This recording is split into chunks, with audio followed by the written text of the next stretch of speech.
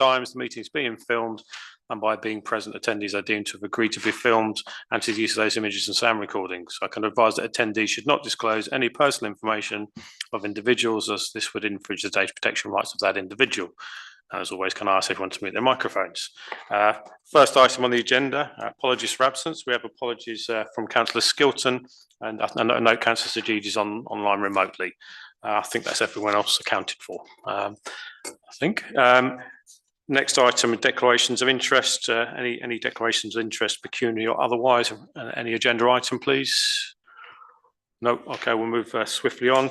No announcements from me this evening. So straight on to public open session. No public in the chamber. Anyone online, Catherine? Okay, no. Okay. Item 4, invited speaker. We have none. Item 6, then members' questions. Any members' questions, please? Councillor Russell. Can I raise the vexed question of the traffic island in St Andrews Street, please, and whether we have had any sort of response from Central Beds? I'm going to pass over to Mr. Tarrant. Thank you very much. So we've made multiple requests to CBC connected to this, probably 7 or 8 requests now, maybe even more. We've had one response, informal response, on the 3rd of December, which they quoted. If I can read it out. With regards to the traffic island in St Andrews, I was informed due to the location of the exit of the Conservative Club vehicle exit, a pedestrian refuge island would be impossible due to safety concerns. We then asked them for a formal response, a proper response, not just an email response. We sent that out on the 3rd of December. We have yet to receive anything again. I'm sorry. Okay, thank you very much. Councillor Woodhead. Thank you. Yeah, just a quick one. I understand there's been, and this has been a long-running issue, I think, with the council as well, about the revival path on the, trying to work out which side it is, but where some of it's now become further eroded, and I think a tree's fallen. There were some bollards, I think, protecting it. They seem to have disappeared, and I just wondered if there's any way we can find out if that can be, sort of rectified, sorted out, more warning signs, whatever. So, because I think it's obviously quite dangerous with the, the weather as it's had been. Can I respond? Cool. Okay, so there was a response from Chris Dorrow highlighting this issue on the 20th of December, which I shared with all members on the status report at the time. Karim wrote to Chris Dorrow last week in association with this. He kind of repeated what he said before, in the sense that he was aware of the subject, that they had put out some safety measures, and they were considering what best to do in the circumstances. So they're very much aware of that. Okay, it's just the safety measures seem to have disappeared. That's all, the red barriers and everything like that. So it's just worth following up again that the situation has actually got worse than it was on the 20th of December. Yeah, we did highlight to Chris that actually that was the situation, because other members highlighted that to us in the week. Thank you. Okay, thank you. Any other members' questions, please? No. Okay, so we'll move on then to item 7, which is minutes and recommendations to meetings. So first we'll do 7A, which is the minutes of the Town Council meeting. So we of the 10th of December. So we're on page 7 of the pack. So firstly then, for accuracy, on page 7, page 8, Councillor Woodhead. Yes, under 3 Town Mayor's announcements, it says the public realm team for their work organising and running the event, but doesn't actually refer to what the event is. I mean, I think it was the Christmas lights, but it doesn't actually say the Christmas lights. Yep, so thank you. Any others on page 8? No. Okay, page 9, please, Councillor Alban. Yes, so in under members' questions, 6A. So I asked about the ivy situation in Crab Lane and who completed the work, but I also asked if officers could perhaps find out what the cutting schedule is for that, because I think it's important to know that. Okay, I think, Catherine, that if we can amend the minutes to reflect that, please. Thank you. Peter. Can I just clarify also that Catherine has written out to them to ask for detailed clarification from the points that you've raised, but we haven't had a response yet. Okay, thank you. Page 10 then, please. Page 11. Page 12. Page 13. Page 14. Okay, so subject to those amendments, happy for me to sign the minutes? Okay, thank you. I'll get that sorted. And then the next one is the, effectively the draft minutes of the F&GP meeting. As you know, we have the draft minutes provided to us. Councillor Strawn, is there anything you'd like to mention on those, or just to note? It's just they're just for noting. They'll be dealt with at the next F&GP meeting. Okay, thank you very much. So on that basis, then we'll move back onto matters arising on the council minutes. So again, back on page 7, matters arising, page 8, page 9, page 10, page 11, page 12, 13. Councillor Strawn first. Item 13A, Dunton Lane Road closure. Have we had more information about the closure? It's been made the press as well from another council, I believe. But it did seem unsatisfactory at that stage. Have we had a response? I'm going to ask Mr. Tarrant, and I've seen a bit of a shake of a head in this from the committee clerk, but no. So nothing so far. So we're looking for a response from that. So I guess we need to follow that up. Councillor Woodhead. Also relates to 13A Dunton Lane Road closure. I believe that Grant Palmer put out some information about the change to the bus services there as well, and they're going to be running shuttle buses to the schools. And there's I can share it with Catherine if she hasn't seen it, but just in terms of further information about how essentially people are going to be able to get to school and whatever via the road closures as well. So so it looks pretty certain it's going to be happening if the buses have been rearranged, but whether that might be helpful. So Yes. Yep. Yeah. Okay. Okay. Thank you. Any others? No. And then page 14, please. No. Okay. Thank you very much. So we'll move then on to items for consideration. So 9A, school admission arrangements for members to receive and consider the information from the CBC Community and Engagement Team. I mean, you'll have seen the essentially the details there. Effectively, it's a case of going online and looking at the detail. Anyone wish to make any comment in relation to it? Councillor Woodhead. I think the only comment I want to make is that it largely relates to removing Wrestlingworth School from the Edward Peak catchment area. So it's largely to do with Edward Peak in particular, and that's because of the change in the secondary school status now, Stratton School and Edward Peak. So in a nutshell, that's kind of what it says. If anyone has any strong views on that, I guess, but otherwise, I mean, I think it seems, personally, I think it makes sense, but if others disagree, then fine. But I think that's kind of where it is. Essentially, I think you're right. And really, there's nothing more detailed on that. So let's. Are we saying we note the information, but take no further action? Okay, lovely. Thank you. So we'll move on then to planning applications. So on 10A, Biggleswade Academy, creation of new hard standing area for children's collection point, new footpath, etc., etc. Any comments, please, in relation to this one? Previously, we objected on the basis of highway safety concerns. Does that still stand, or have we got further information that means we're happy with it? Councillor Alba? I don't think anything materially has changed from our point of view, so I suggest that still stands. So the same objection still applies. Yep. Happy with that, everybody? Okay, thank you very much. 10B, land to the west of Unit 6 and 7 Alban Way, change of use to open storage and erection of perimeter fencing, double entrance gates and swing gates and servicing. Part retrospective. Comments? Anyone? Councillor Barrett? I think no objection, but there might be a potential concern because of flooding, because of where it is. So we may want, in our response, just to mention that if someone has taken heed of that. Catherine is indicating something here. Yeah, Councillor Barrett, you need to put your microphone on. Thank you. It keeps popping off, I think, that one. Okay, thank you. So potential flooding area, so we want to make sure that goes as part of our responses. Happy with that one, yeah? Councillor Alban? So in the officer's report, it does raise that, yep, and suggested some means of dealing with it. Fine. So subject to the officer's comment, so no objection though. Happy? Okay, thank you.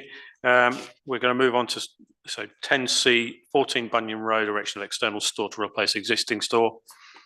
Are we subject to neighbours on this one? Thank you. Okay. Same thing. Garage conversion, external covered seating area, replacing cladded to main building. Again, subject to neighbours. Yeah.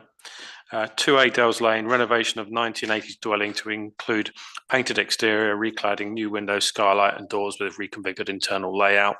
Anything on that one? Happy. So subject to neighbours again. 28 so 28 Larkinson Avenue. Open front porch, single story side and rear extensions and detached garage conversion. Again, anything subject to neighbours? Go on, Councillor Russell. Just a comment that it's interesting to see such a large extension on such a new house, and it says something about the building of new properties. It's notable on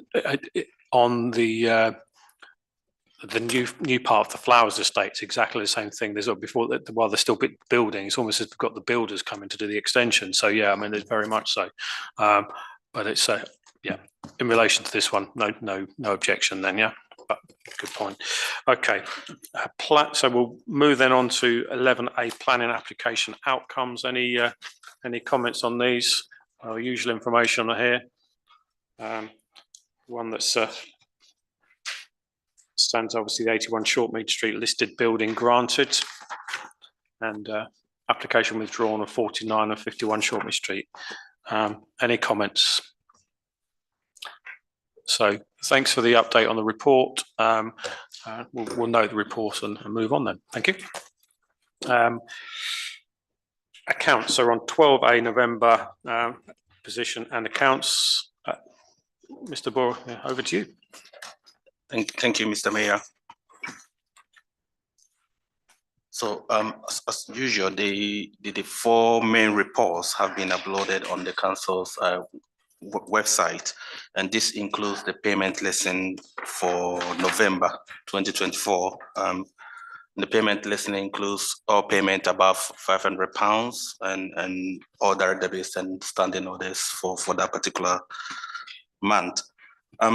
The projected outing after month 8, which is November 2024, so there's a deficit. We are projecting a deficit of just about £60,000, and the main reason for this projection, as has been mentioned before, is the pitch maintenance and the professional and legal fees. But officers, we are doing all that we can to reduce this deficit, especially during the third quarter. So officers are reviewing contracts, and we are also making sure that there is efficiency across all departments, and it is coming down, and I'm confident that officers will be able to reduce this deficit. The detailed financial report is attached under Appendix A, and the recommendation is for members to consider and approve the November financial management report. Thank you. Thank you very much. Okay, members, any comments, please? Okay, Councillor Strong. Well, if there are no comments, I'll move that we note the report. Seconder for that, Councillor Barrett. All those in favour, please show. Okay, thank you very much. That's unanimous. We'll move on then to item 13. Thank you, Mr. Ward. Item 13, items of information. This is the first one is the Central Beds Call for Sites new local plan. Essentially for us to note the information provided by Central Beds Council. Any comments, please? Councillor Russell. Just that all we can do is note it at the moment, and the issues will come when we know what sites are being put forward locally. Indeed. Yeah, I mean, I think it's 20th of January. I think it says so. That all will become apparent within the coming months. So I think it's fair to say that we've got some, from our experience, we'll have some sort of indication of which sites are likely to come forward. But it'll be interesting to see what additional ones beyond what we've already expected. Anyone else want to make any comment on this one for now? No, okay, we'll move on then. Thank you. So on 13B, Biggleswade Access for All update. Comments, please. I think you've just summed it up there, Councillor Woodhead. Anyone else wish to comment without other than Councillor Woodhead's response? No. So Councillor Russell. Just to say that I think even Network Rail are getting slightly concerned about how this has been going on, because there was a much more senior officer at the last meeting. He's responsible for this sort of project for the whole Eastern region, and we've not had that before. So I think they're trying to improve things, but I did ask at the meeting that they changed the poster at the entrance to the footbridge, which still says summer 2025. And I asked that before Christmas and it's not happened yet. So there is another meeting on Monday afternoon on Teams, so we'll see what happens then. So I'm guessing at that point, given that one of the notes here says that finalised price based on updated construction during December and January, maybe you'll have some sort of indication what's happening there, perhaps from there. That's why the meeting was set for when it was, because they have to go through this process. I think it's about the 4th time that this project has been through this approval process with their financial teams. Hopefully this is the last time. We'll see. Councillor Strawn. I'd like our representative at that meeting to possibly express this council's concern at the fact that it is continuing to drag on. Having seen elderly gentlemen of about my age trying to carry 2 big suitcases down onto the platform from the bridge, it needs to be done sooner rather than later. And we appreciate Network Rail's situation, but equally, this has been dragging on for far too long. Ever since I was first on the council, I believe that we've been trying to get something resolved with a bridge here, and it's come blown hot and cold, and we thought we were getting somewhere. And now it's still hoping to get there. I just hope it's this year that they actually finalise it. Agreed. So I think Councillor Russell, you respond? Obviously, I can give that point of view. I think that most of us who are on that group keep saying this, and Councillor Strawn's right. There was a committee at one stage trying to get a footbridge.